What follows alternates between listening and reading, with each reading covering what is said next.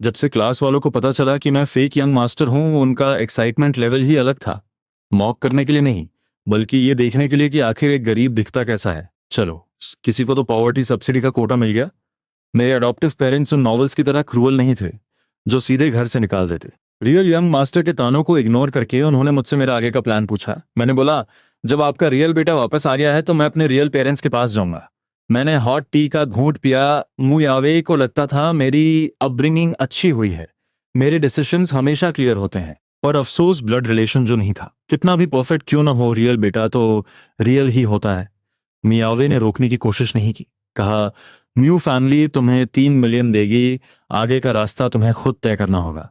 मैंने कहा, मैं आपके फेवर्स हमेशा याद रखूंगा। उसने लाइटली रिप्लाई किया, पैक कर लो, ओल्ड ल्यू तुम्हें ड्रॉप कर देगा। मैं टी कप रखकर ऊपर चला गया। स्टेयर्स के कॉर्नर पर पहुंचा ही था कि पीछे से मुशवान की आवाज आई, तुम्हारे अडॉप्टिव पेरेंट्स बहुत पुअर है, इतना लगेज रखने की जगह नहीं होगी। वहां इन लग्जरी आइटम्स का कोई यूज नहीं है। फर्स्ट मीटिंग में बैड इंप्रेशन मत देना। मैंने उसके एक्सप्रेशन की तरफ देखा और कहा, जो मैं नहीं ले जा रहा वो सब कचरा है, उसे फेंक दो। मुशवान वहीं फ्रीज हो गया। जो नहीं चाहिए वो फेंक दो। वो सब लिमिटेड एडिशन ब्रांड्स हैं, हर एक पीस का प्राइस माइंड ब्लोइंग है। ये तो पैसे जलाने जैसा हुआ। मुझे उसकी बातों पर हंसी आ गई। मैं चुपचाप ऊपर गया और अपना छोटा सा बैकपैक लिया। उसमें सिर्फ अपने आईडी डॉक्यूमेंट्स और फोन रखा, बाकी कुछ भी नहीं। बिना किसी अटैचमेंट के मैंने मूव फैमिली को छोड़ दिया। कार ने मुझे एक ओल्ड नेबरहुड के पास ड्रॉप किया। मैंने ऊपर डोर नंबर देखा और कंफर्म करके आयरन डोर पर नॉक किया। सामने खड़ी उस औरत की झुर्रियों और आंखों को देखकर मैं एक सेकंड में समझ गया कि यही मेरी बायोलॉजिकल मदर है। मैंने एक सॉफ्ट स्माइल दी। मैं शायद आपका रियल बेटा हूं। ये सुनते ही मदर ये बिल्कुल शॉक में फ्रीज हो गई। हम उस आयरन डोर के आर पार एक दूसरे को देखते रहे। मैंने पोलाइटली पूछा, क्या हम अंदर चलकर बात कर सकते हैं? मदर ये अचानक होश में आई और जल्दी से आयरन डोर खोलकर मुझे अंदर बुलाया। उन्होंने एक ग्लास वार्म वाटर मुझे दिया। उनके चेहरे पर अजीब सी नर्वसनेस थी। मैंने ग्लास लिया और एक सिप पीकर उन्हें उस मिक्सअप की पूरी स्टोरी शांत दिमाग से समझाई। मुशवान ही म्यू फैमिली का रियल बेटा है और मैं आपका बेटा हूँ। फादर ये और मदर ये ने इस बात का गेस तो लगाया था, पर अपने रियल बेटे को इस हाई क्लास ऑरा के साथ देखकर उनका नर्वस होना नेचुरल था। मैंने ये फैमिली की डिटेल्स पहले ही पढ़ ली थी। फैमिली मेंबर्स का मुझे रफली बेसिक आइडिया था। मैंने पूछा, क्या आप मुझसे कुछ पूछना चाहते हैं? ये किसी फैमिली रियूनियन से ज्यादा एक बिजनेस नेगोशिएशन लग रहा था। मदर ये ने नर्वस होकर पूछा कि मैं क्या खाना पसंद करूंगा। मेरे फेस पर एक सॉफ्ट स्माइल थी। कुछ स्पेशल नहीं, जो आपका दिल करे। मदर ये उठी और उन्होंने फादर ये की तरफ देखा। तो फिर मैं मार्केट से कुछ ले आती हूँ, तुम जिक्सी और बाकियों को कॉल करके बोलो कि जल्दी घर आ जाएं। बाहर आयरन डोर की आवाज़ सुनकर मैं उठा और कमरे से बाहर आया, अपनी रियल सिस्टर से मिलने। मेरी स्माइल में एक अजीब सी सॉफ्टनेस थी। मैं म्यू चेन हूँ। मेरी डीप और शांत आवाज़ सुनकर ये शीरे का दिल थोड़ा घबराया। उसने डिसबिलीफ के साथ मेरी आंखों में देखा। तुम्हें इस मिडिल क्लास घर से कोई प्रॉब्लम तो नहीं? ये सुनकर ये शीरे थोड़ा रिलैक्स हुई। मैंने हमेशा लग्जरी फूड खाया था, तो इस सिंपल से खाने पर मेरा कोई स्पेशल रिएक्शन नहीं था, पर मैं उनकी फीलिंग्स को फील कर सकता था। वो ऑकवर्ड अजीब सा माहौल गायब हो गया था। मैंने कहा, जब मैं यहाँ आया तो सिर्फ पैसे लाया था। सोच रहा हूँ पास से 2 जोड़ी कैजुअल क्लोथ्स ले लूँ। ये जय ने तुरंत गाइड बनने का ऑफर दिया। मैं अपनी छोटी बहन का हाथ पकड़कर निकल पड़ा। पहले जब भी क्लोथ्स खरीदता था तो सीधा वीआईपी लाउंज जाता था, पर अब खुद सिलेक्ट करना एक नया एक्सपीरियंस था। मैंने 3-4 कैजुअल आउटफिट्स चूज किए और अपने लिए एक पेयर स्नीकर्स लिया। छोटी बहन का हाथ पकड़े जब मैं वापस आ रहा था तो रास्ते में एक तंबुलू स्टॉल मिला। मैंने देखा कि उसकी निगाहें उस ग्लास काउंटर पर टिकी थीं, पर उसने समझदारी दिखाते हुए अपनी नजरें हटा ली।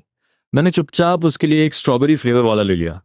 तंबुलू हाथ में आते ही ये जाई का चेहरा खुशी से चमका। उसने मुस्कुराते हुए उसे मेरी तरफ बढ़ाया, ब्रदर आप भी एक ट्राई करो ना। मैं एक सेकंड के लिए रुका, फिर उसके बालों को प्यार से सहलाया। ब्रदर को मीठा पसंद नहीं है। ये जाई ने उस स्टिक पर लगी स्ट्रॉबेरीज को काउंट किया। मैं, बड़ी बहन, सेकंड सिस्टर, मॉम और डैड, वाओ, सबके लिए एक एक परफेक्ट पोर्शन है। मैं बस उसकी इस मासूमियत पर मुस्कुरा दिया। बहन का हाथ पकड़े मैं जब नेबरहुड वापस पहुंचा तो दूर से देखा कि ये जिक्सी कुछ ढूंढ रही है। एक फटी हुई कार्डबोर्ड बॉक्स में से उसने एक डॉल निकाली। मेरे फुटस्टेप्स की आवाज सुनकर ये जिक्सी थोड़ा घबराई और जल्दी से उस डॉल को अपने पीछे छुपा लिया। मैं स्लोली उसकी तरफ बढ़ा। मेरे चेहरे पर कोई इमोशन नहीं था। छुपाने की जरूरत नहीं है, मैंने सब देख लिया है। ये जिक्सी ने अपनी नजरें झुका ली, बिल्कुल उस बच्चे की तरह जिसने कोई गलती की हो, और धीरे धीरे डॉल को बाहर निकाल लिया। मुशवान को यह डॉल बहुत पसंद थी। वो हर रात इसे गले लगाकर सोता था, पर कभी नहीं सोचा था कि उसे अब यह भी नहीं चाहिए। उसे सिर्फ ये डॉल ही नहीं और बहुत कुछ नहीं चाहिए। मेरा ये कैजुअल सा सेंटेंस सीधे उसके दिल पर जाकर लगा। इंसान जब पेन फील करता है तभी उसे रियलिटी दिखती है। मैंने अपने मन में एक डीप साई ली। अगर तुम्हें चाहिए तो इसे वापस ले जाओ। पर उसने एक बिटर स्माइल दी और उस डॉल को वापस बॉक्स में फेंक दिया। समर की उस रात में एक छोटा सा टेबल फैन आवाज करता हुआ चल रहा था और उस टूटे हुए विंडो की साउंड प्रूफिंग इतनी खराब थी कि बाहर की हर आवाज क्लियर आ रही थी। उस डैमेज विंडो के बाहर से नेबर्स के शोर और हंगामे की आवाज रही थी। मिडनाइट में मेरी आंख खुली तो बाहर लिविंग रूम से कुछ विस्परिंग की आवाज आई। ये शिवे मॉम डैड से धीरे धीरे बात कर रही थी। शायद मूचन को इस बेड की आदत नहीं है। कल रात मैंने उसे काफी देर तक साइड बदलते हुए सुना था। हमें उसके लिए एक अच्छा मैट्रेस लेना चाहिए। मेरी स्कॉलरशिप नेक्स्ट वीक आ जाएगी तो उस टाइम वो पैसे कॉम्पेंसेट कर दूंगी। उन तीनों की आवाज बहुत सॉफ्ट थी पर मेरे कानों तक हर एक वर्ड बिल्कुल क्लियर आ रहा था। सुबह जब मैं फ्रेश होकर बाहर आया तो ये शिवे और ये डैड जा चुके थे। मैंने पूछा, डैड और बड़ी बहन कहाँ गए? ये मॉम ने मुझे वार्म वाटर का ग्लास देते हुए कहा, तुम्हारी बड़ी बहन पहले ही यूनिवर्सिटी वापस चली गई। तुम्हारे डैड उसे ट्रेन स्टेशन ड्रॉप करने गए हैं और वहां से वो सीधा कैब ड्यूटी पर जाएंगे। मॉर्निंग की ट्रेन टिकट थोड़ी चीप पड़ती है ना। ये शिवे क्लियरली पैसे सेव करने की कोशिश कर रही थी। वो इंसान जो एक एक पैसा बचाकर लाइफ जीता है सिर्फ इस डर से कि कहीं मुझे इस हार्ड बेड पर प्रॉब्लम ना हो, बिना सोचे मेरे लिए एक्सपेंसिव मैट्रेस लेने को तैयार थी। मेरे दिल के किसी कोने में एक अजीब सा इमोशन ट्रिगर हो रहा था। ये जिक्सी तो सुबह ही अपनी पार्ट टाइम जॉब पर चली गई थी। तभी अचानक दरवाजे पर कुछ डिस्टरबेंस की आवाज हुई और अगले ही पल फादर ये घबराए हुए अंदर आए। मैंने पूछा, आप तो कैब ड्राइविंग पर थे ना? उन्होंने कहा, फोन का चार्जिंग केबल भूल गया था। तभी उनकी नजर मेरे बगल में खड़े उस इंसान पर गई। फादर ये को सामने खड़ी लड़की थोड़ी फेमिलियर लग रही थी। मैंने इस चांस का फायदा उठाया और इंट्रोड्यूस किया, ये मेरी फ्रेंड सुमन्यु है। मैंने इसे इनवाइट किया था ताकि घर का लेआउट चेक कर सके। फादर ये का ब्रेन एक सेकंड के लिए जीरो हो गया। उन्होंने सुमन्यु के बारे में बहुत सुन रखा था। वो इस देश की सबसे बड़ी जीनियस डिजाइनर थी जिसने इतनी छोटी एज में ढेरों अवार्ड्स जीते थे। बड़े से बड़े लोग हाई प्राइस पर उसके डिजाइन के लिए तरसते थे और उसे कोई फर्क नहीं पड़ता था। फादर ये ने घबराते हुए कहा, मैं तुम्हारा काम डिस्टर्ब नहीं करूंगा, बस डेटा केबल लूंगा और निकल जाऊंगा। उन्हें डर था कि कहीं उनकी वजह से सुमन्यु का फोकस खराब ना हो, तो वो केबल लेकर जल्दी से निकल गए। हम दोनों के बीच ज्यादा यूजलेस चैट नहीं हुई। सुमन्यु वापस अपने डिजाइन ब्लूप्रिंट्स कंप्लीट करने निकल गई। मैंने अपने डॉक्यूमेंट्स और रिक्वायर्ड पेपर्स लिए और रास्ते में उस मैनुअल वर्कशॉप की तरफ गया। वहां 8-9 औरतें कंटिन्यूअस काम में बिजी थीं, लेबल्स लगाते हुए अपनी नॉर्मल गॉसिप कर रही थी। मैं डोर पर खड़ा होकर अंदर चिल्लाया, मॉम, मैं कुछ जरूरी काम से बाहर जा रहा हूँ। दोपहर का खाना मैं घर पर नहीं खाऊंगा। मदर ई के चेहरे पर एक वार्म और स्वीट स्माइल आई। उन्होंने कहा, ठीक है, पर रात को टाइम पर लौट आना। मार्केट के उस क्राउडेड क्रॉस रोड को क्रॉस करने के बाद रोड के साइड में एक ब्लैक मैक्लारेन पार्क थी। मैंने बिना रुकावट बैक डोर खोला और अंदर बैठ गया।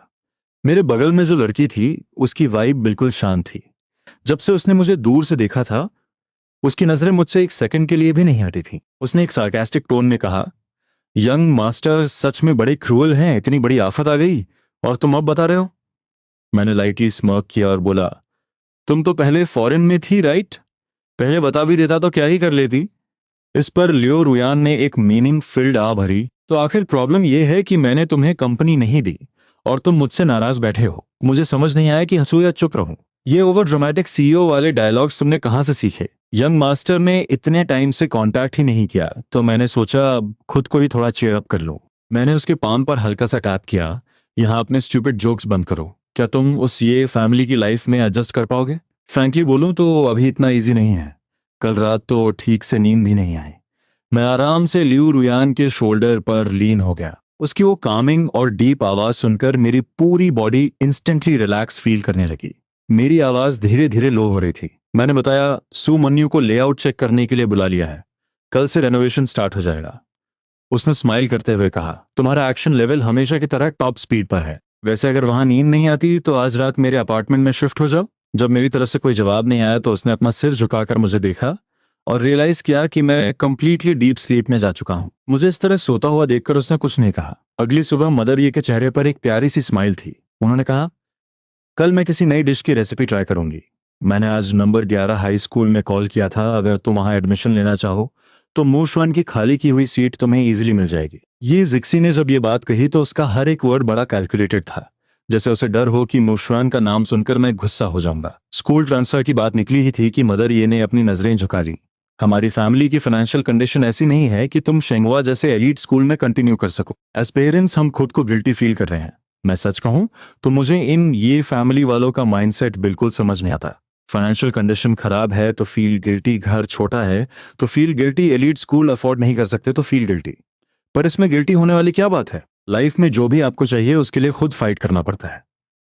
दूसरों के सपोर्ट पर जिंदा रहकर आप कभी अपना लेवल अप नहीं कर सकते, फिर चाहे वो आपकी खुद की फैमिली क्यों ना हो। ये रियलिटी चेक मैंने म्यू फैमिली में रहकर ही सीखा था। ट्रांसफर के बारे में इतना सोचने के लिए थैंक्स सेकंड सिस्टर, लेकिन मैं शेंगवा में ही कंटिन्यू करूंगा। इससे पहले कि मदर ये अपनी टेंशन जाहिर करती, मैं उनका अगला थॉट समझ चुका था। मैंने अपना हाथ आगे बढ़ाकर उन्हें चुप कराया। शेंगवा हाई स्कूल में फर्स्ट रैंक लाने पर फुल ट्यूशन फी वेव हो जाती है, इसलिए आप लोगों को मेरे सामने गिल्टी फील करने की कोई ज़रूरत नहीं है। मुझे लाइफ में जिस चीज़ की दरकार होगी मैं खुद उसे अचीव कर लूंगा। ये मेरा पर्सनल करियर और मेरे सपने हैं, इनका बोझ आप लोगों को उठाने की कोई ज़रूरत नहीं। ये बातें सुनकर मदर ये की आंखें थोड़ी लाल हो गईं। उनकी आंखों में आंसू थे जो बस गिरने वाले थे, पर उन्होंने किसी तरह खुद को कंट्रोल किया और एक डीप रिलीव्ड स्माइल दी। ये जिक्सी ने भी अपने बिखरे हुए इमोशंस को संभाला और अपने चेहरे पर वही सूदिंग और वार्म स्माइल ले आई। उसने कहा, अगर तुम वहां अपनी जगह बना सकते हो तो हम तुम्हारे इस डिसीजन को जरूर सपोर्ट करेंगे। वैसे भी शेंगहुआ और हमारा स्कूल ज्यादा दूर नहीं है। अब से स्कूल के बाद मैं तुम्हें पिक करने आ जाया करूंगी। डिनर के बाद ये जिक्सी किचन में चली गई और मैं अपने कमरे में आकर होमवर्क कंप्लीट करने लगा। अगली सुबह ब्रेकफास्ट के बाद पूरी फैमिली अपने काम और स्कूल जाने के लिए रेडी थी। मैंने कल रात ही लियो रुयन को एक ड्राइवर अरेंज करने का ऑर्डर दिया था और एक आलीशान कार रोड के उस कॉर्नर पर हमारा वेट कर रही थी। मदर ये को बाय बोलने के बाद हम तीनों स्ट्रीट की तरफ बढ़े। ये जिक्सी की नजरें जब उस वीआईपी गाड़ी पर पड़ी तो वहीं जम गई। मैंने उस लग्जरी गाड़ी के टोयोटा लोगो पर एक शार्प नजर डाली। मैंने लियू रुयान को सबसे सस्ती गाड़ी भेजने को कहा था, पर किसे पता था कि वो लेटेस्ट एल्फर भेज देगी। उसके लेवल के हिसाब से ये सस्ती थी, पर हमारी ये फैमिली की उस पुरानी सेकंड हैंड कार के कंपैरिजन में ये कार आसमान छूती लग रही थी। उसने घबराते हुए पूछा, क्या ये तुम्हारे फ्रेंड की कार है? ये जिक्सी को अपनी आंखों पर यकीन नहीं हो रहा था। मूव फैमिली छोड़ने के बाद भी मेरे पास ऐसी हाई लेवल सर्विस कैसे आ सकती है? क्या मैं सच में मूव फैमिली का यंग मास्टर हूँ? मैं बिल्कुल काम एंड फोकस में था, जीरो पैनिक, बस अंदर ही अंदर लियो रुयन की इस ओवर एक्टिंग से इरिटेट हो रहा था। ये जय शांति से बैक सीट पर बैठ चुकी थी। मैंने कहा, सेकंड सिस्टर, अपनी पार्ट टाइम जॉब की लोकेशन सेंड करो। तब जाकर ये जिक्सी को रियलिटी का होश आया। ड्राइवर ने स्मूथ कंट्रोल के साथ कार को स्टार्ट किया। मैंने अपने फोन पर वी चैट खोला और सीधे लियो रुयान को मैसेज पंच किया, सच बता, ये नई गाड़ी तूने अभी खरीदी है ना? नंबर गया है, स्कूल जाने में 1 घंटे से ज्यादा लगता है। मुझे लगा लॉन्ग टाइम बैठने से तुम्हें अनकंफर्टेबल फील होगा, और वैसे भी मुझे शो ऑफ करने का मौका मिल गया। मैंने स्क्रीन पर रिप्लाई देखा और उस डिस्कशन को वहीं डेड एंड दे दिया। मैं जानता था कि उसने यह सब सिर्फ मेरे कंफर्ट के लिए किया है। रात को डिनर के बाद मैं शावर लेकर जल्दी सो गया। बाहर लिविंग रूम में अकेले ही कपल बैठे थे। मदर ही के दिमाग में एक इंटेंस कैलकुलेशन चल रही थी, जैसे कोई बड़ी मूवमेंट का फाइनल कॉल हो। हम इस तरह से मूव चैन के कनेक्शन और बैकग्राउंड को अंडर एस्टिमेट नहीं कर सकते।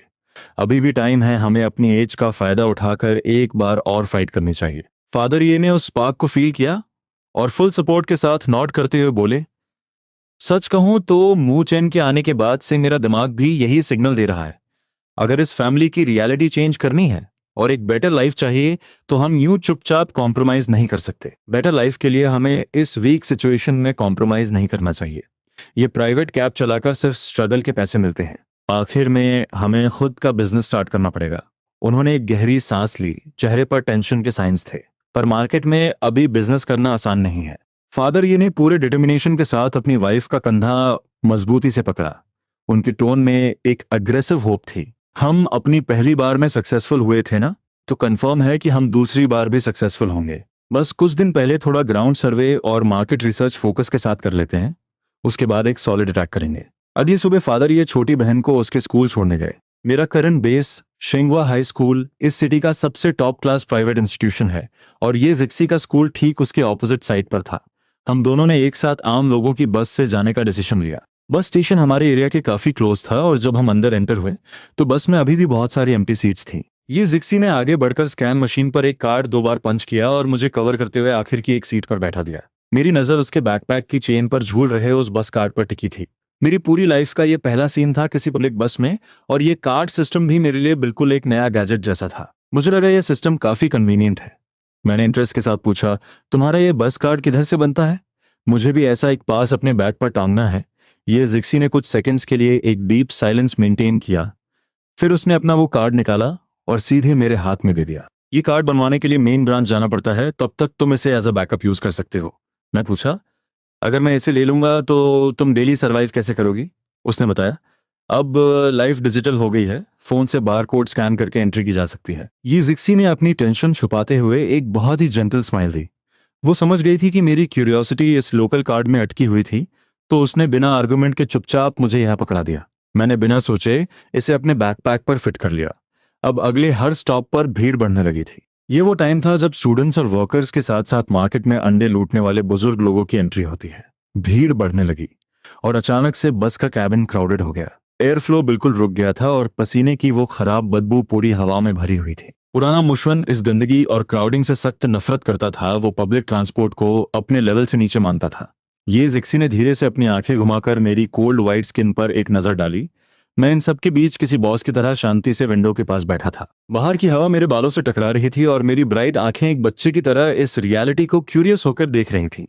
ये जिक्सी को पहली बार ये फील हुआ कि ये ओवरली मैच्योर दिखने वाला उसका भाई असल में एक क्यूट साइड भी रखता है। इन बस ड्राइवर्स का कंट्रोल हमेशा रफ और तेज होता है, स्टूडेंट्स का टाइम वेस्ट ना हो, इसलिए ड्राइवर ने सिर्फ 40 मिनट में हमें हमारी लोकेशन पर पहुंचा दिया। स्टेशन ठीक उस नंबर 11 स्कूल के गेट के पास था और अब ये जिक्सी मुझे डायरेक्टली मेरे गेट तक एस्कॉर्ट करने पर अड़ गई थी। टाइम अभी हमारे हाथ में था तो हम बिल्कुल चिल मोड में आगे बढ़ रहे थे। उस रोड पर एक के बाद एक हाई स्पीड लग्जरी कार्स हमारे पास से निकली। कुछ गाड़ियों के विंडो मिरर नीचे हुए और लोग चिल्लाकर मुझे ग्रीट कर रहे थे। ये नज़ारा देखकर ये जिक्सी के दिल का डर बिल्कुल क्लियर हो गया था। उसे पहले टेंशन थी कि मेरे रियल स्टेटस को जानने के बाद कहीं बाकी लोग मुझ पर गैंग अप ना कर लें। शंगवा हाई स्कूल के ग्रैंड गेट तक पहुंचते पहुंचते ये जिक्सी की हिम्मत आगे बढ़ने की नहीं हुई। उसने कहा, आफ्टरनून स्कूल के बाद मैं यहीं से तुम्हारा पिकअप करूंगी। उसके ऑकवर्ड हेजिटेशन को समझकर मैंने एक कैजुअल स्माइल दी और नॉड करते हुए अग्री किया। तभी एक बुलेट की तरह एक टॉल फिगर मेरी तरफ दौड़ता हुआ आया। एक स्ट्रांग और एंथुजियास्टिक हक की वजह से मेरा बैलेंस थोड़ा हिल गया। लिन जियाजुन ने मेरे शोल्डर्स को किसी पत्थर की तरह कस के पकड़ा हुआ था, लेकिन उसकी नजरें ठीक मेरी सेकंड सिस्टर पर टिकी थीं। मैं हैरान रह गया। मैंने अपनी आवाज बदलकर फेक कॉफ करते हुए एक वार्निंग सिग्नल दिया। तब जाके कहीं लिन जियाजुन का शौक टूटा और वो रियलिटी में वापस आया। ये फैमिली की सेकंड डॉटर को पहचानते ही उसने फौरन सीधे खड़े होकर अपने कपड़े ठीक किए। मैं मूचेन का क्लासमेट लिन जाजन हूँ और अब इसका पर्सनल बॉडीगार्ड भी। मैंने कंफ्यूज होकर अपना सिर झुकाया और पूछा, तुम्हें ये बॉडीगार्ड की आइडेंटिटी कब मिली? लिन जाजुन ने मेरे कान में फुसफुसाया, ये मिस लियू का स्पेशल ऑर्डर है। उन्हें डर था कि तुम्हारे फेक यंग मास्टर वाले स्टेटस की वजह से कोई तुम्हें बुली ना करे। ये कहकर वो वापस स्ट्रेट खड़ा हुआ, मेरे कंधे पर हाथ रखा और ये जिक्सी को स्माइल करते हुए गारंटी दी, सेकंड सिस्टर आप 100% रिलैक्स रहिए। मैं ताइक्वांडो का ब्लैक बेल्ट चैंपियन हूँ। किसी में इतनी हिम्मत नहीं जो मूचेन के एक बाल को भी छू सके। यीजिक्सी ने उस चीयरफुल लड़के को देखा और उसके चेहरे पर एक वार्म स्माइल आ गई। तो फिर मूचेन की केयर करने के लिए थैंक यू। लिन जियाजुन एकदम से ब्लश करने लगा और अपने हाथ हिलाते हुए बोला, सेकंड सिस्टर आप जल्दी स्कूल वापस क्लास के लिए जाइए, मैं भी क्लास जा रहा हूँ। मैंने यीजिक्सी को जाते हुए देखा जब तक कि वो आंखों से ओझल नहीं हो गई। लिन जियाजुन अभी भी फैन बॉय की तरह बिहेव कर रहा था। तुम्हारी सेकंड सिस्टर का कोई बॉयफ्रेंड है क्या? क्या उन्हें मेरा तुम्हारा ब्रदर इन लॉ बनना पसंद आएगा? मैंने हेल्पलेस होकर एक गहरी सांस ली और अपनी रिस्ट वॉच देखी। बेल बजने में बस 15 मिनट बाकी हैं और मैं तुम्हारे चक्कर में लेट नहीं होना चाहता। मैंने क्लासरूम की तरफ अपने स्टेप्स फास्ट किए। लिन जियाजुन जल्दी से मेरे पीछे आया। मैंने सुना है ये फैमिली बैंकरप्ट हो चुकी है और उन पर बहुत डेट है। अब तुम लोग एक पुरानी बिल्डिंग में शिफ्ट हो गए हो, क्या तुम उस जगह एडजस्ट कर पाओगे? एक प्लान है, क्यों ना मैं तुम्हें अपना छोटा विला गिफ्ट कर दूं, साथ में एक पर्सनल ड्राइवर और नैनी भी दे दूंगा। मैंने कहा, अगर मुझे सच में शिफ्ट होना पड़ा तो ये ऑफर देने की टर्न तुम्हारी नहीं आएगी। ये सुनकर लिन जाजन थोड़ा अपसेट हो गया। अगर मिस लियू तुम्हें गिफ्ट दे सकती हैं तो मैं क्यों नहीं? मैं तो तुम्हारा बेस्ट ब्रदर हूं। उसने मेरे आर्म को कस के पकड़ लिया और चिपक गया। मैं हेल्पलेस था पर मुझे हंसी भी आ रही थी। इन लोगों को चैरिटी करने का शौक कब से चढ़ गया? जरा सी बात पर लग्जरी कार्स और विलास गिफ्ट कर रहे हैं, साथ में ड्राइवर और नैनी का पैकेज भी। ऐसा फील करवा रहे हैं जैसे न्यू फैमिली छोड़ने के बाद। बातों ही बातों में हम क्लासरूम के डोर तक पहुंच गए। जैसे ही हमने क्लास में एंट्री ली, पूरी नॉइजी क्लास अचानक पिन ड्रॉप साइलेंट हो गई। सबके सब ब्लैंक एक्सप्रेशंस के साथ मुझे घूर रहे थे। क्या मेरा चेहरा डिसफिगर हो गया है? तुम सब ऐसे देख रहे हो जैसे कोई भूत देख लिया हो। मेरा ये कैजुअल मजाक सुनकर सबने रिलैक्स फील किया और जोर से हंसने लगे। कौन सा प्लास्टिक सर्जरी हॉस्पिटल तुम्हारे फेस को टच करने की हिम्मत करेगा? एक ने पूछा, क्या वो बात सच है? लगता है तुम सबको ऑलरेडी पता चल चुका है। मैं कामली अपनी सीट पर गया और बैठ गया। शनमिंगशी ने मुझे देखा, जल्दी से अपनी चेयर सरकाकर मेरे पास आया और धीमी आवाज में बोला, हमारे सर्कल की न्यूज आग की तरह फैलती है। मेरे नाम पर एक एम्प्टी घर पड़ा है। तुम्हारे करंट घर से तो बेटर ही होगा ना, तुम वहां आकर शिफ्ट हो जाओ। इससे पहले कि मैं रिफ्यूज करता, लिन जजुन ने उसके कंधे पर एक थप्पड़ मारा। इसने तो मेरा विला तक रिजेक्ट कर दिया। शनमिंशी ने मुंह बनाया, वो इस ओवर पावर्ड लड़के से फाइट नहीं कर सकता था। सब लोग मिलकर शोर मचाते हुए मजाक कर रहे थे। उन्हें पता ही नहीं चला कि होमरूम टीचर सोशवे में कब क्लास में आ गई, कौन से नेशनल सीक्रेट डिस्कस हो रहे हैं इतनी एनर्जी के साथ। पूरे फ्लोर पर सबसे ज्यादा शोर तुम्हारी क्लास से ही आता है। टीचर का गुस्से वाला फेस देखकर सब जल्दी से अपनी सीट्स पर वापस गए और चुपचाप बैठ गए। किसी में एक आवाज निकालने की हिम्मत नहीं थी। शेंगवा एक top tier private elite school है। यहाँ के स्टूडेंट्स बड़े और रिच फैमिलीज से बिलोंग करते हैं, लेकिन वो नॉर्मल स्टूडेंट से ज्यादा अलग नहीं है। वो भी स्ट्रिक्ट टीचर्स की रिस्पेक्ट करते हैं और पनिशमेंट के डर से कांपते हैं। बाहर के लोगों को लगता है कि एलीट स्कूल्स में बच्चे बस टाइम पास करते हैं और दिन भर अपनी वेल्थ शो ऑफ करते रहते हैं या नाइट क्लब्स में जाकर अयाशी करते हैं, जबकि रियलिटी में कॉमन एग्जाम्स के अलावा यहाँ इकोनॉमिक मैनेजमेंट और हॉर्स राइडिंग जैसी स्किल्स भी सीखनी पड़ती हैं। शेंगवा फाउंडर एक टॉप टायर अथॉरिटी फिगर है, जहाँ स्टूडेंट्स के कैरेक्टर कंट्रोल पर स्ट्रिक्ट रूल्स हैं। अगर किसी ने टीचर को डिसरिस्पेक्ट किया तो उसकी पनिशमेंट बहुत सीवियर होती है। ना सिर्फ स्टूडेंट को पनिश किया जाता है, बल्कि उनके फैमिली बिजनेस पर भी इफेक्ट पड़ता है। स्कूल का फर्स्ट डे है, इसलिए मैं छोड़ रही हूँ। ये तुम्हारा लास्ट ईयर है, तो थोड़ा स्मार्ट बनो और कोई ट्रबल क्रिएट मत करना, समझ गए? सब स्टूडेंट्स ने एक आवाज में चिल्लाकर कहा, यस मैम। इस नए सेमेस्टर में हमारी क्लास में एक नया स्टूडेंट ट्रांसफर हुआ है, मुशवन। सब इसका वेलकम करें। सब ने एक अजीब से सस्पेंस के साथ तालियां बजाईं। कुछ दिनों की हाई इंटेंसिटी एटिकेट ट्रेनिंग के बाद मुशवन के अंदर फाइनली एक यंग मास्टर वाला एटीट्यूड झलक रहा था। उसने एक परफेक्ट स्माइल दी और कामली खुद को इंट्रोड्यूस किया, मैं मुशवन हूँ। बचपन में एक एक्सीडेंट की वजह से मैं बदल गया था। अब फाइनली मुझे मेरे रियल पेरेंट्स मिल गए हैं। मैं होप करता हूँ कि इस आने वाले साल में मैं आप सबके साथ अच्छी तरह कनेक्ट कर पाऊँ। मुशवन ने एक कस्टम मेड कैजुअल सूट पहना था और अपने चेहरे पर एक जेंटल और एलिगेंट लुक मेंटेन किया हुआ था। अगर ये इसका पुराना स्कूल होता तो शायद वहां मू फैमिली के यंग मास्टर का टैग देखकर सब उसके पीछे भागते। पर बदकिस्मती से ये शेंगवा है, जहां हर एक स्टूडेंट किसी पावर या इन्फ्लुएंस से जुड़ा है। उसका ये फेक ड्रामा यहाँ किसी के सामने नहीं चलने वाला था। उसकी बात खत्म होते ही क्लास में एक डेड साइलेंस छा गया। उसका ये प्रिटेंशियस एटीट्यूड देखकर शनमिंशी इरिटेट हो गया। उसने केयरलेसली एक सार्कास्टिक कमेंट पास किया, मू फैमिली का ट्रू यंग मास्टर तो वाकई एक्स्ट्रॉर्डनरी है। जैसे ही उसने मू फैमिली में एंट्री मारी, उसने फौरन मू चेंग को घर से बाहर निकाल फेंका। यह सुनकर मू श्वन की आंखें अचानक वाइब्रेट हुईं। अपने इनोसेंट और विक्टिम वाले व्हाइट लोटस पर्सोना में आते हुए उसने अपनी पलकें झुकाई, जैसे किसी बहुत डीप कॉन्फ्लिक्ट में हो। मैंने सोचा था कि जिन अडॉप्टिव पेरेंट्स ने उसे 17 साल तक रेज किया है वो उन्हें छोड़कर नहीं जाएगा। पर मुझे उम्मीद नहीं थी कि वो डैड से सीधा 3 मिलियन मांगकर वहां से चला जाएगा बिना एक बार पीछे मुड़े। मुझे वाकई समझ नहीं आता मेरा बड़ा भाई इतना हार्टलेस कैसे हो सकता है। तुम इतने घटिया कैसे हो सकते हो? एक गुस्से भरी आवाज ने उस शांत क्लासरूम की साइलेंस तोड़ दी। मुशवन ने घबराकर पीछे मुड़कर देखा तो सामने लिन जाजुन अपनी आंखों में गुस्सा लिए खड़ा था और उसके पास बैठा मैं हल्के से मुस्कुरा रहा था। होमरूम टीचर जू शुए ने गुस्से से फ्राउन किया और डेस्क पर हाथ मारकर खड़े हुए लिन जाजुन को देखा, चुपचाप अपनी सीट पर बैठ जाओ। मुशवन ने अपने फेस पर आई उस विक्ट्री वाली स्माइल को छुपाया और अपने कपड़े के किनारे को कसकर पकड़ लिया, बिल्कुल किसी बेचारे विक्टिम की तरह। अडॉप्टिव पेरेंट्स की फाइनेंशियल कंडीशन ठीक नहीं है। भाई का लग्जरी लाइफस्टाइल अचानक चेंज हुआ है, इसलिए उनका मुझ पर गुस्सा होना नॉर्मल है। जो शुइमे ने मुशवन की बकवास पर ध्यान नहीं दिया। ये एक स्ट्रिक्ट डिसिप्लिन वाला स्कूल है और स्टूडेंट्स के वर्ड्स और एक्शंस को कंट्रोल करना उसकी रिस्पॉन्सिबिलिटी है। शेंगवा के स्टूडेंट्स फ्यूचर में इंडस्ट्री के पिलर्स बनेंगे, तो यहाँ पढ़ाने वाले टीचर्स भला ऑर्डिनरी कैसे हो सकते हैं? मुशवन की सस्ती ट्रिक जो शुइमे की नजरों से छुपी नहीं थी, बस उनके पास इन चीजों पर टाइम वेस्ट करने का मूड नहीं था। मैं तुम्हें एक वार्निंग दे रही हूँ, शेंगवा तुम्हारे फालतू ड्रामा प्ले करने की जगह नहीं है। और हाँ, कल से क्लास में स्कूल यूनिफॉर्म पहन कर आना। क्लास में बैठे स्टूडेंट्स के बीच मॉकिंग हंसी गूंज उठी। मुशवन ने ऑकवर्ड फील करते हुए अपना सिर हिलाया और जल्दी से पोडियम से उतरकर एक एम्प्टी सीट पर बैठ गया। क्लासरूम में एक एक्साइटमेंट थी, सब ईगरली गॉसिप कर रहे थे। मुशवन यहाँ वहां देख रहा था, सभी क्लासमेट्स बिजनेस और इन्वेस्टमेंट्स की बातें कर रहे थे, पर उसके पास बोलने के लिए कोई नॉलेज नहीं थी। वो वहां पूरी तरह आउट ऑफ प्लेस फील कर रहा था। अंत में मेरी नजर भीड़ के बीच गई। उसके बैग पर क्या लटक रहा है? पुराना यंग मास्टर अब बर्बाद हो गया है, स्कूल जाने के लिए बस में धक्के खा रहा है। स्कूल की फ्री स्कॉलरशिप वाली स्कीम अब काम आ रही है। तुमने याद नहीं दिलाया तो मैं भूल ही गया था। स्कॉलरशिप और गरीब स्टूडेंट्स का कोटा सब चंद रो के लिए अरेंज कर दिया गया है। ये सुनकर मुझे हंसी भी आई और अफसोस भी। मैं बस उठकर जाने ही वाला था कि मूशवन ने पूरी हीरो वाली फीलिंग के साथ पॉइंट आउट किया, तुम लोग लिमिट क्रॉस कर रहे हो। सब लोग मूशवन को अजीब नजरों से देखने लगे। मैं उन लोगों को अच्छे से जानता हूँ, मेरा नेचर काफी चिल है। हम बस नॉर्मल मजाक कर रहे थे, इसमें म्यूशवन को ओवर रिएक्ट करने की क्या जरूरत थी। लिन जैजुन को लगा म्यूशवन का दिमाग खराब है, वो इस रियल यंग मास्टर के मुंह ही नहीं लगना चाहता था। मुझे पता है तुम्हारे बायोलॉजिकल पेरेंट्स बहुत गरीब हैं, तुम्हें यंग मास्टर वाली लाइफ की आदत है, ये फैमिली में वापस जाना तुम्हारे लिए मुश्किल होगा।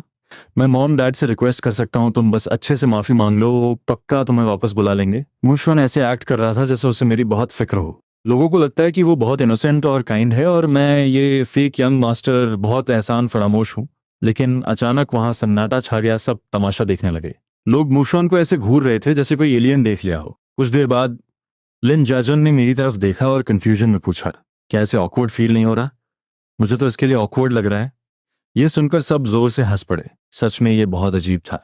मैं सच में तुम्हारे भले के लिए बोल रहा हूँ, ये फैमिली बैंकरप्ट हो गई है। वो तुम्हें अच्छी लाइफ नहीं दे सकते। मॉम डैड नेचर के बहुत अच्छे हैं, बस अभी गुस्से में हैं। उन्हें बुरा लगा कि तुमने पुरानी मेमोरीज की कोई वैल्यू नहीं की और बस पैसे लेकर चले गए। तुम जाकर मॉम डैड से माफी मांग लो, वो पक्का तुम्हें न्यू फैमिली में वापस ले लेंगे।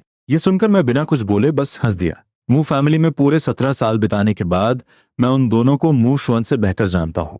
वो अपने बायोलॉजिकल बेटे की केयर नहीं करते, तो मैं तो बस एक अडॉप्टेड बेटा हूँ। सुमन्यु मेरे लिए रूम डिजाइन कर रही है। मैंने तो ऐसा कुछ नहीं सुना।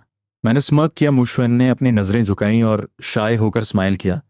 मैंने भी उनसे कहा था कि इसकी कोई जरूरत नहीं, पर उनका कहना था कि उन्होंने मुझे बहुत सफर करवाया है, इसलिए वो मुझे अच्छे से कॉम्पनसेट करना चाहते हैं। वो जिद कर रहे हैं कि बेस्ट डिजाइनर को बुलाकर सब कुछ मेरे टेस्ट के हिसाब से रिनोवेट करवाएं। मैंने अपना फोन टेबल पर रखा और स्पीकर ऑन कर दिया। बहुत गहरा खेल खेल रहा है। फोन से एक जोरदार और गुस्से वाली आवाज आई, सब बकवास है। मैंने कब कहा कि मैं तुम्हारे लिए डिजाइन करूंगी? मूशवान, राइट? कल फोन पर ही मैंने उसे दफा होने को कह दिया था। क्या उसे बात समझ नहीं आती या दिमाग खराब है? खुद को न्यू फैमिली का यंग मास्टर बता रहा था, सोच रहा था कि पैसे देकर मेरा मुंह बंद कर देगा और काम करवा लेगा। ऊपर से मुझे धमकी दी कि मैं न्यू फैमिली से पंगा नहीं ले सकती, जिसे पड़ी है उसके घटिया पैसों की। मुझे कोई फर्क नहीं पड़ता कि वो मूव फैमिली है या हाई फैमिली, उसकी औकात क्या है जो मुझे ऑर्डर्स दे रहा है? हर जगह फेक न्यूज फैलाकर मेरी वैल्यू गिरा रहा है। क्या वो इस लॉस की भरपाई कर पाएगा?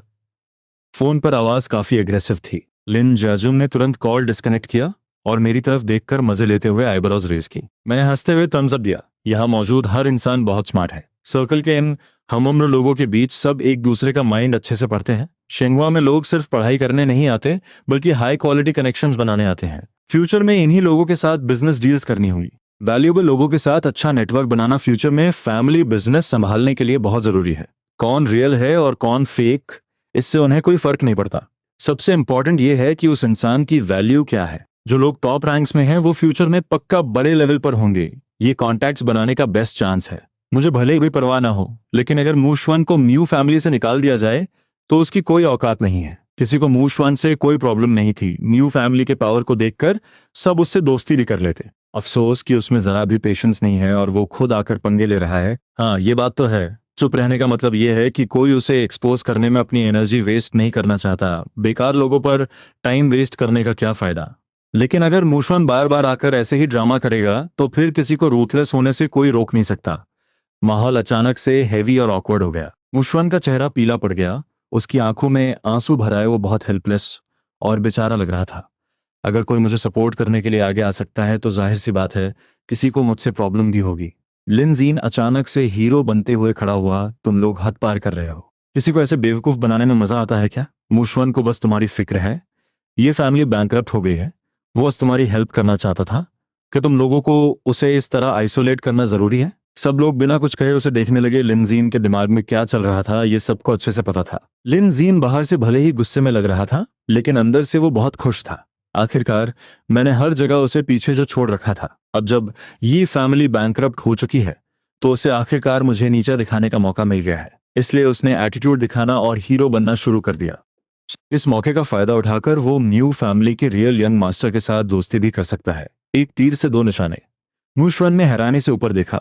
अपने चेहरे की एम्बैरेसमेंट को छुपाने की कोशिश करते हुए उसने लिन जीन को ग्रेटिट्यूड भरी नजर से देखा। लिन जीन ने भी उसे एक जेंटल स्माइल दी। उसकी आंखों में थोड़ी हमदर्दी दिख रही थी, जैसे वो सच में मूशवन को अपना दोस्त मानता हो। तभी क्लासरूम के दरवाजे पर नॉक हुआ। सबने एक साथ मुड़कर देखा। दरवाजे पर लियो रुयन फाइल्स लिए खड़ी थी। अंदर इतनी रौनक क्यों है? लिनजीन अभी भी अपने ऑकवर्ड पोज में खड़ा था, लेकिन लियो रुयन ने उसकी तरफ एक नजर भी नहीं देखी। वो सीधा अंदर आई। मैं बस यंग मास्टर को कुछ देने आई हूँ। उसने भले ही इतनी नॉर्मल बात कही थी, लेकिन लिनजीन की अब कुछ बोलने की हिम्मत कहाँ थी। क्लास के सारे स्टूडेंट्स अपनी फैमिलीज के फ्यूचर एयर्स हैं, लेकिन उनके सामने खड़ी ये लियो रुयान, ये पहले से ही उनके फादर्स के लेवल पर खड़ी है। मुशवन ने चुपके से इस न्यू कमर को स्कैन किया। लड़की ने सिंपल और क्लीन कपड़े पहने थे, फेयर स्किन, स्टनिंग चेहरा, और उसका ऑरा बिल्कुल अलग था। उसने अपनी रिस्ट पर एक डार्क रेड बोधी ब्रेसलेट पहना हुआ था। जब वो उसके पास से गुजरी तो उसे हल्की सी कैमोमाइल की फ्रेग्रेंस भी आई। मूशवन अंदर से पूरी तरह शॉक में था। पहले ये फैमिली की बेटी की ब्यूटी के चर्चे थे, लेकिन इस लड़की को देखकर उसे लगा कि ये जिक्सीज के सामने कुछ भी नहीं है। बस इतने सिंपल कपड़े पहने हैं, ज्यादा से ज्यादा कोई एरन रनर हुई जो चीजें डिलीवर करने आई है। मूशवन को जरा भी आइडिया नहीं था कि लियो रुयन ने जो कपड़े और लो की एक्सेसरीज पहनी हैं, खासकर वो बोधी ब्रेसलेट, उसकी कीमत बिन्हाई में एक लग्जरी विला के बराबर है। शेन मिंशी ने मजाक में कहा, ऐसा क्या है जो लियो सिस्टर को खुद चल कर आना पड़ा? लियो रुयन की नजरें सीधे मुझ पर आकर रुक गईं। उसकी आंखों में मेरे लिए साफ फेवरेटिज्म झलक रहा था, जिसे उसने बिल्कुल हाइड नहीं किया। मैं तो यंग मास्टर की पर्सनल असिस्टेंट हूँ, एक पत्ता भी हो तो खुद हाथों में देना पड़ता है। सब लोग जोर से हंसने लगे और हमें टीज करने लगे, लेकिन लियो रुयान और मुझे कोई ऑकवर्डनेस फील नहीं हुई। हम बिल्कुल नॉर्मल थे। हम दोनों के बीच का कनेक्शन पूरी क्लास को पता है। चाइल्डहुड स्वीट हार्ट्स, हम एक दूसरे की फीलिंग्स बहुत अच्छे से समझते हैं। इसमें छिपाने वाली कोई बात नहीं है। बस अभी तक रिलेशनशिप ऑफिशियल नहीं किया, क्योंकि सही टाइम नहीं आया है। अभी हमें अपने करियर पे ज्यादा फोकस करना है। लियो रुयान ने फाइल मेरी डेस्क पर रखी, जिसे देखकर वहां खड़े लोग इंप्रेस हो गए। सब लोग एक्साइटमेंट में पास आ गए। ये प्रोजेक्ट प्रपोजल बहुत ब्यूटीफुली डिजाइन किया गया है। चेन ब्रो का काम हमेशा टॉप क्लास होता है। लगता है इस साल का कोटा सिर्फ तुम्हें ही मिलेगा। मेरे प्रपोजल का स्कोर काफी हाई है। मैं बिना कुछ बोले मुस्कुरा दिया। मेरा चिल एटीट्यूड ऐसा था जैसे जीत तो पहले से ही मेरी जेब में है। मूशवन साइड से चढ़ते हुए घूर रहा था। उसने पहचान लिया कि ये फैमिली की बहन ने बनाया है। ये फैमिली की बहन ने बनाया है ना। एक बच्ची का किया हुआ रैंडम सा काम, उसे मेन प्रोजेक्ट मटेरियल की तरह यूज करना, दूसरे कॉम्पिटिटर्स की बेइज्जती है। शिनमिंशी ने उसे अजीब नजरों से देखा। तुम्हारी ये बात कुछ ज्यादा ही घटिया है। ये टॉप इवैल्यूएशन वाला प्रपोजल है, तुम इसे बच्ची का रैंडम काम बोल रहे हो? मूशवन की बोलती तुरंत बंद हो गई। मैंने हल्की सी स्मर्क के साथ कहा, मेरी बहन ने इसे बनाने में बहुत मेहनत की है। ये उसने स्पेशल मेरे लिए तैयार किया है। तुम लोगों की बोरिंग थ्योरीज इसके सामने कहाँ टिक पाएंगी? मेरी आवाज में उसके लिए साफ प्रोटेक्शन था। सब लोग मजाक में कंप्लेन करने लगे कि मैं अपनी बहन की साइड ले रहा हूँ। लियो सिस्टर, जरा इसे कंट्रोल करो यार। लियो रोयान ने अपने हाथ पॉकेट में डाले और मेरी डेस्क पर हल्का सा लीन किया। हमेशा यंग मास्टर ही मुझे कंट्रोल करते हैं। मेरी क्या औकात जो मैं इन्हें कंट्रोल करूं? ये सुनकर मैं आगे की तरफ झुका और सीधा लियो रोयान के ब्रेसलेट को उंगलियों में फंसा लिया। मुशवन चिढ़ते हुए आगे आया, तुम इस स्कूल की स्टूडेंट नहीं हो ना? मैं समझ सकता हूं कि तुम पैसे कमाने के लिए काम कर रही हो। लियो रोयान ने कंफ्यूजन में अपनी आंखें छोटी की। मुझे पता था कि मूशवन का दिमाग थोड़ा खराब है, लेकिन ये नहीं सोचा था कि वो इतना अंधा होगा।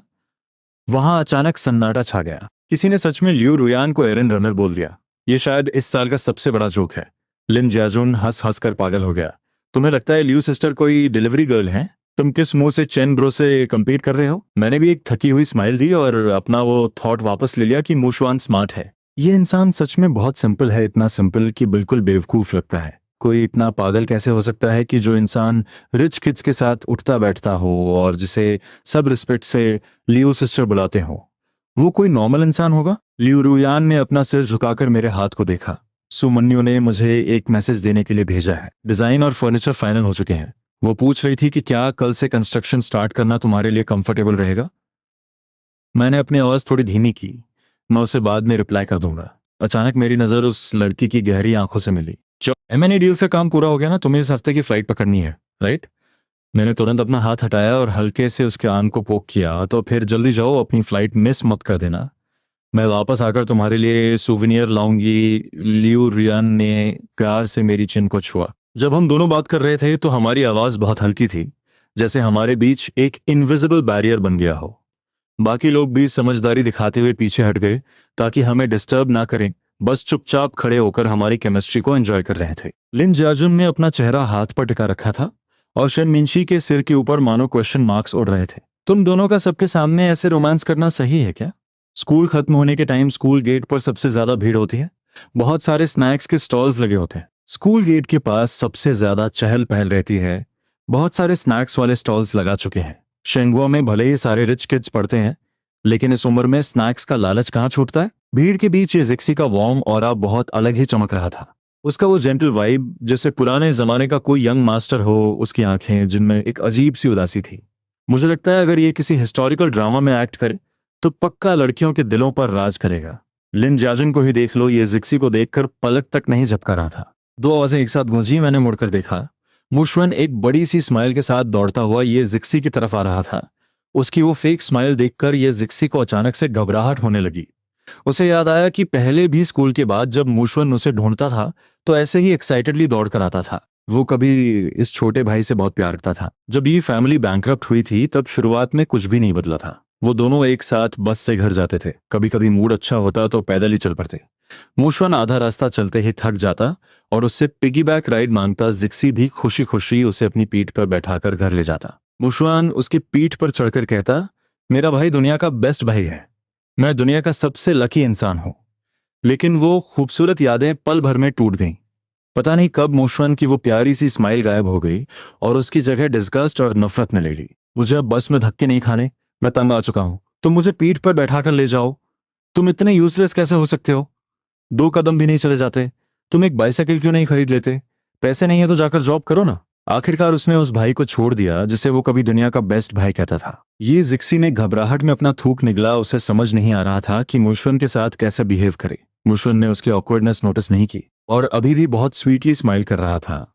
मुझे वो टाइम बहुत याद आता है जब मैं तुम्हारे साथ, मुझे लगता है वो लोग मुझे ज्यादा पसंद नहीं करते। वो सिर्फ म्यू चैन से बात करते हैं। बात करते करते म्यूशवन की स्माइल हल्की हो गई और उसकी आंखें लाल हो गई। वो ऐसा शो कर रहा था जैसे मैंने सबको उसके खिलाफ भड़का दिया हो और वो बहुत हेल्पलेस फील कर रहा हो।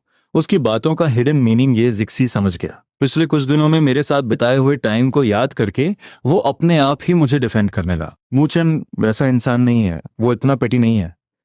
मैं भले ही 17 साल तक एक अमीर फैमिली में रहा, लेकिन मेरा नेचर काफी इजी गोइंग है।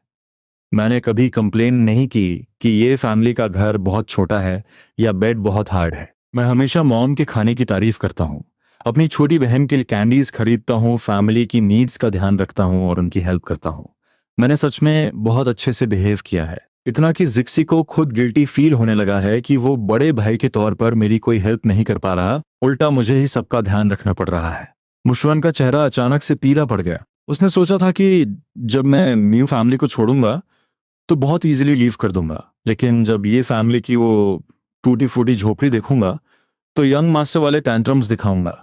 लेकिन ये जिक्सी तो मुझसे काफी इंप्रेस लग रहा था। ऐसा लग रहा था जैसे सिर्फ 2-3 दिन में ही वो 17 साल के साथ रहे भाई को भूल गया और मुझे एक्सेप्ट कर लिया। ये जिक्सी को मेरी साइड लेते देख मुशवन हैरान रह गया। मैंने स्मोक किया। मुझे तो पता ही नहीं था कि यंग मास्टर मुंह हर जगह ब्रदर्स बनाते फिर रहे हैं। मेरी स्पार्कलिंग आंखों में हल्की सी शार्पनेस आ गई। तुम्हें बस दूसरों के भाई छीनने का शौक है। ये जिक्सी के चेहरे से उदासी छंट चुकी थी और उसने एक वार्म स्माइल दी। उसने फिर मुशवन की तरफ एक बार भी मुड़कर नहीं देखा।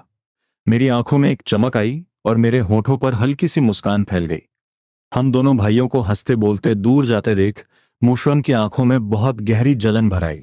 ये सब तो उसका था। मुशवन ने गुस्से में अपने दांत पीसे और अपनी मुट्ठी इतनी जोर से भींची कि नाखून स्किन में चुभने लगे, पर उसे दर्द फील नहीं हो रहा था। उसकी सांसें तेज हो गईं। जब तक हम पूरी तरह गायब नहीं हो गए मुशवन होश में नहीं आया। उसे जो कुछ भी चाहिए था वो सब उसे मिल चुका था। वो मू फैमिली की लग्जरी लाइफ एंजॉय कर रहा था। वो लोग तो बस भिखारियों का झुंड है। वो मू फैमिली का रियल यंग मास्टर है। मू फैमिली के उस आलीशान विला के बारे में सोचकर मुशवन का गुस्सा शांत हो गया और वो घमंड से हंसने लगा। उसने एरोगेंटली आंट सन को ऑर्डर दिया, खड़े खड़े मेरा मुंह क्या देख रही हो, जाकर चाय लाओ। आंट सन ने डरते हुए सिर झुकाया। जब से ये यंग मास्टर वापस आया है और जब भी मास्टर और मैडम घर पे नहीं होते सर्वेंट्स बहुत संभल कर रहते हैं। डर के मारे सांस भी जोर से नहीं लेते। जरा सी भी कोई चीज यंग मास्टर की मर्जी के खिलाफ हुई तो बस गालियां सुननी पड़ती हैं। चाय का टेस्ट अच्छा नहीं है तो फेंक देता है, खाना पसंद नहीं आया तो शेफ को दोबारा बनाने को कहता है। लेकिन पहले म्यूचन ने तो कभी ऐसे गुस्सा नहीं किया, कम से कम वो उन्हें इंसान तो समझता था। ये यंग मास्टर मूशवन तो बात बात पर कप्स और प्लेट्स तोड़ता रहता है, जैसे वो लोग इंसान नहीं बल्कि उसके गुलाम हैं जिन्हें वो जैसे चाहे ट्रीट कर सकता है। मूशवन की जहरीली आवाज फिर से आई। आंट सन ने घबराहट में अपने ख्यालों को झिड़का और जल्दी से चाय लेकर गई। मूशवन ने कप उठाया और एक घूंट पिया। अगले ही सेकंड उसने कप सीधा आंट सन की तरफ दे मारा। आंट सन डर के मारे पीछे हटी, लेकिन फिर भी बच नहीं पाई। उबलती हुई चाय सीधे उसके पैरों पर गिर गई। आंट सन ने सिर झुका लिया और चुपचाप अपने जले हुए हाथ को सहलाने लगी। वो तुरंत नीचे बैठी और कप के टुकड़े उठाने लगी। मैं दूसरी चाय बनाकर लाती हूँ। ये सब बटलर ने दूर से देख लिया। उसने अपने ग्लासेस एडजस्ट किए और बड़े ग्रेसफुल तरीके से चलते हुए आगे आया। उसने स्लाइटली झुककर कहा, यंग मास्टर, आपकी एटिकेट क्लास का टाइम हो गया है। मूशवन ने गुस्से से उसे घूरा। किस बात की क्लास? बटलर के चेहरे पर कोई एक्सप्रेशन नहीं था। रिकॉग्निशन बैंक्वेट इस वीकेंड पर है। मास्टर और मैडम ने स्ट्रिक्टली कहा है कि आपको टाइम पर पहुंचना है। वो इस बैंक्वेट में कोई गलती बर्दाश्त नहीं करेंगे। मूशवन गुस्से से खड़ा हो गया। तुम्हारा मतलब क्या है? अपनी औकात में रहो। तुम बस मुंह फैमिली के टुकड़ों पर पलने वाले एक नौकर हो और तुम मुझे ऑर्डर दे रहे हो? वो एटिकेट टीचर हमेशा एक स्टिक लेकर खड़ा रहता है और गुस्से से घूरता रहता है। जरा सी भी गलती हुई तो बहुत हार्शली डांटता है। उसे मेरी पोजीशन की कोई परवाह नहीं है। वो इतना एरोगेंट सिर्फ इसलिए है क्योंकि उसे मॉम डैड का सपोर्ट मिला हुआ है। बटलर ने बिना किसी डर के काम भी जवाब दिया। दोनों यंग मिसेस भी रिकॉग्निशन बैंक्वेट अटेंड करने के लिए वापस आ रही हैं। मूशवन चौंक गया। उसने सुना था कि मू फैमिली की दोनों बहनों का टेम्पर बहुत खराब है। जो भी हो, वो पहली बार अपनी सगी बहनों से मिलने वाला था, तो उसे अच्छा इंप्रेशन जमाना ही पड़ेगा। अगर उसने अपनी दोनों बहनों को अपनी साइड कर लिया तो वो ऑफिशियली म्यू फैमिली का असली बेटा बन जाएगा। फिर किसी की क्या मजाल जो उसे नीचा दिखाए। मूशवन ने अपने गुस्से को कंट्रोल किया और चुपचाप एटिकेट क्लास के लिए चला गया। मू फैमिली के ठंडे माहौल के बिल्कुल ऑपोजिट ये फैमिली का छोटा सा घर बहुत कोजी और वार्म लग रहा था। सब एक साथ बैठकर डिनर एंजॉय कर रहे थे। बीच बीच में एक दूसरे को खाना सर्व भी कर रहे थे। सब लोग 2 चिकन लेग्स को लेकर एक दूसरे को फोर्स कर रहे थे। बच्चों को लेग पीस खाना चाहिए, बड़ों को विंग टिप्स खानी चाहिए, और जो बीच में है वो विंग्स खाएंगे। ये मॉम ने हंसते हुए जिक्सी की प्लेट में एक चिकन विंग रख दिया और चिकन लेग्स मुझे और छोटी बहन को दे दिए। ये जिक्सी का मूड आज रोज से काफी अच्छा लग रहा था। शायद मूशवन से दोबारा मिलने के बाद उसने फाइनली मूव ऑन कर लिया था। मैंने अपनी प्लेट में रखे उस चिकन लेग को देखा तो मुझे अंदर से एक अजीब सी गर्माहट महसूस हुई। मू फैमिली में डाइनिंग टेबल रूल्स बहुत स्ट्रिक्ट थे। सीट्स के बीच काफी डिस्टेंस होता था। खाते वक्त बात करना बिल्कुल मना था। यहाँ तक कि बर्तनों की आवाज भी नहीं आनी चाहिए थी। एक दूसरे को खाना सर्व करना तो दूर की बात है। वैसे भी मॉम डैड अक्सर घर पर नहीं होते थे और दोनों बहनें पढ़ाई के लिए विदेश में थीं। ज्यादातर टाइम मैं अकेले ही खाना खाता था। लेकिन ये फैमिली बिल्कुल अलग है। यहाँ फैमिली मेंबर्स अच्छी चीजें शेयर करते हैं, हंसते बोलते हैं और एक दूसरे की केयर करते हैं। भले ही ये घर सिर्फ कुछ स्क्वायर मीटर्स का है, फिर भी यहाँ बहुत प्यार और सुकून है। हर कोने में लाइफ नजर आती है। शायद इसी को असली घर कहते हैं। ये मॉम ने थोड़ी हेजिटेशन के साथ अपने हाथ मले। वो थोड़ी नर्वस लग रही थी। तुम सब तो स्कूल चले जाते हो और तुम्हारे डैड कैब चलाने चले जाते हैं। मैं सोच रही थी कि कोई छोटा मोटा स्टॉल लगा लूं।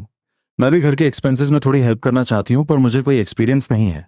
पता नहीं मैं ये कर पाऊंगी या नहीं। शादी से पहले वो अपने घर की बहुत लाडली बेटी थी। कभी कभार छोटे मोटे घर के काम कर लेती थीं, बाकी किसी चीज की फिक्र नहीं होती थी। जब उनकी शादी ये डैड से हुई तब उनका बिजनेस काफी अच्छा चल रहा था, तो वो आराम से हाउसवाइफ बनकर रहीं। उन्होंने कभी पैसे कमाने के लिए बाहर काम नहीं किया। ये फैमिली के बैंकरप्ट होने के बाद वो भी जॉब ढूंढना चाहती थी, लेकिन मूशवन कंप्लेन करता था कि घर का काम कौन करेगा, तो उन्हें घर पर ही रहना पड़ा। सच कहूं तो हाउसवाइफ होना कोई आसान काम नहीं है। हर दिन बहुत सारा फिजिकल काम होता है और ये सब करते करते पूरा दिन निकल जाता है, आराम का टाइम ही नहीं मिलता। पूरी फैमिली को रोज इतनी मेहनत करते देखकर वो घर संभालने के लिए राजी हो गई। अब जब मूचन वापस आ गया है तो सब लोग फिर से मेहनत करने के लिए बहुत मोटिवेटेड है। वो भी अपना कंट्रीब्यूशन देना चाहती हैं। ये जिक्सी ने तुरंत अपना फुल सपोर्ट दिखाया। दिन भर घर में रहकर काम करते करते तुम बोर हो जाती होगी। बात करने के लिए भी कोई नहीं होता। स्टॉल लगाना अच्छा आइडिया है, कुछ मीनिंगफुल करने को मिलेगा। पैसे कमा पाओ या ना कमा पाओ, कम से कम बाहर जाकर थोड़ा फ्रेश फील करोगी। ये डैड ने अपने चॉपस्टिक्स नीचे रखे और प्यार से अपनी वाइफ का हाथ पकड़ लिया। इन सालों में तुमने बहुत मेहनत की है। इस फैमिली के लिए तुमने कभी वो नहीं किया जो तुम्हें सच में पसंद था। इंसान हमेशा अपनी वैल्यू प्रूफ करना चाहता है। अगर तुम स्टॉल लगाना चाहती हो तो जरूर ट्राई करो। मेरा फुल सपोर्ट है। ये मॉम ने सुकून की सांस ली और फिर मेरी तरफ देखा, क्योंकि मैं अभी तक चुप था।